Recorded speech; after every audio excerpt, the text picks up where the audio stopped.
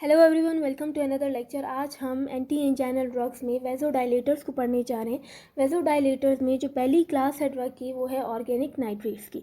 Organic nitrates क्या करते हैं? ये वेजोडाइलेशन करवाते हैं, ब्लड फ्लो को इंक्रीज़ करते हैं, जिसकी वजह से ऑक्सीजन का जो सप्लाई है वो भी इंक्रीज़ हो जाता है। ठीक है, इसी के साथ साथ ये सिर्फ सप्लाई को इंक्रीज़ नहीं करते बल्कि ये ऑक्सीजन की डिमांड को भी कम करते हैं। ऑक्सीजन की डिमांड को भी कम करते हैं। तो एंजाइना को ट्रीट करने के लिए हमें क्या चाहिए था?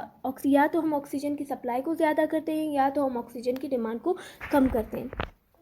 तो ये दोनों हो रहे हैं यहाँ पे। ठीक है, अच्छा, मैकेनिज्म ऑफ एक्शन क्या है? नाइट्रेट्स हमारे बॉडी में, ठीक है, ये परमेएबल है, ये सेल के अंदर इंटर कर जाते हैं। सेल में जाके नाइट्रेट्स कन्वर्ट होते हैं नाइट्राइट्स में। ठीक है, नाइट्राइट्स में कन्वर्ट होने के बाद ये क्या करवाते हैं? नाइट्रिक ऑक्साइड में कन्वर्ट हो जाते हैं। ठीक है, नाइट्रिक ऑक्साइड में कन्वर्ट होते हैं तो ये एक एंजाइम डिपेंडेंट प्रोसेस है, ये ऐसे नहीं हो जाता है। ठीक है, नाइट्रिक ऑक्साइड में कन्वर्ट, NO में कन्वर्ट होने के बाद क्या होता है? ये नाइट्रिक ऑक्साइड स्टिमुलेट करता है ग्वानिलेट साइक्लेज को, जो कि मेम्ब्रेन में अटैच होता है। ठीक है, वो स्टिमुलेट हो गया तो वो क्या करता है? ग्वानोसिन ट्राइफॉस्फेट को कन्वर्ट करता है CGMP में, साइक्लिक ग्वानोसिन मोनोफॉस्फेट में। ठीक है, ये साइक्लिक ग्वानोसिन मोनोफॉस्फेट क्या करता है? ये एक्टिवेट करता है प्रोटीन काइनेज जी को। ये प्रोटीन काइनेज जी ये एक एंजाइम है जो कि क्या करता है? डीफॉस्फोराइलेशन कर देता है मायोसिन लाइट चेन काइनेस की। मायोसिन लाइट चेन काइनेस एक एंजाइम है जो कि बहुत ही ज़रूरी है मायोसिन की फॉस्फोराइलेशन के लिए, उसको एक्टिवेट करने के लिए। वो एक्टिवेट होगा, मायोसिन जब एक्टिवेट होगा तभी तो वो और एक्टिन स्लाइड करेंगे और क्या होगा? कॉन्ट्रैक्शन होगी। जब यही एंजाइम इनएक्टिवेट हो रहा है, ये डीफॉस्फोराइलेट हो रहा है, तो क्या होगा? स्मूथ मसल्स की रिलैक्सेशन हो जाएगी। स्मूथ मसल्स रिलैक्स होंगे तो क्या होगा? वेजोडाइलेशन हो जाएगी। तो ये था इनका मैकेनिज्म ऑफ एक्शन। ठीक है, ये नाइट्रेट्स क्या करते हैं? ये डायलेट करते हैं बोथ आर्टरीज को भी और वेंस को भी। ठीक है, लेकिन इनका जो ज़्यादा एफिनिटी है वो वेंस के लिए। क्यों वेंस के लिए एफिनिटी ज़्यादा है ये हम आगे जाके देखेंगे। अब ये नाइट्रेट्स क्या कर रहे हैं? ये क्या करें? कोरोनरी आर्टरीज की डायलेशन करवा रहे हैं, ब्लड की सप्लाई को ज़्यादा करके मायोकार्डियम के ऑक्सीजन डिमांड को पूरा कर रहे हैं। ठीक है, और एंजाइना को ट्रीट कर रहे हैं। दूसरी तरफ ये नाइट्रेट लार्जर जो हमारे वेन्स हैं उनकी भी ये डायलेशन कर रहे हैं।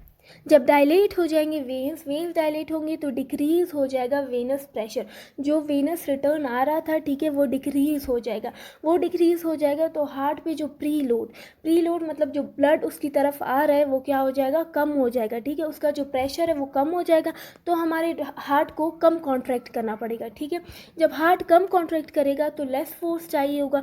लेस फोर्स के लिए तो हमें क्या चाहिए होगा? कम ऑक्सीजन चाहिए होगा। तो इस तरह से ये ऑक्सीजन डिमांड को भी कम कर रहे हैं हमारे मायोकार्डियम।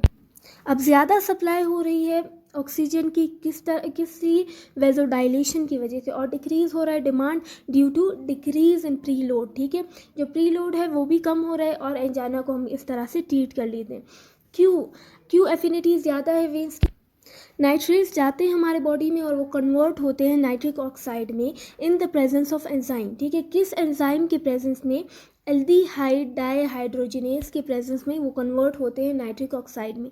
और ये जो एल्डिहाइड डिहाइड्रोजिनेस है इसका जो कॉन्सेंट्रेशन है वो ज़्यादा है हमारे वेन्स में। ठीक है, वेन्स में ये एंजाइम ज़्यादा है, इसीलिए नाइट्राइट्स, हमने कहा एफिनिटी ज़्यादा है वेन्स में, ज़ाहिर है वो वेन्स में ज़्यादा कन्वर्ट होंगे नाइट्रिक ऑक्साइड में और ज़्यादा वेजो डायलेशन होगी और इसीलिए ज़्यादा है इसकी एफिनिटी वेन्स में।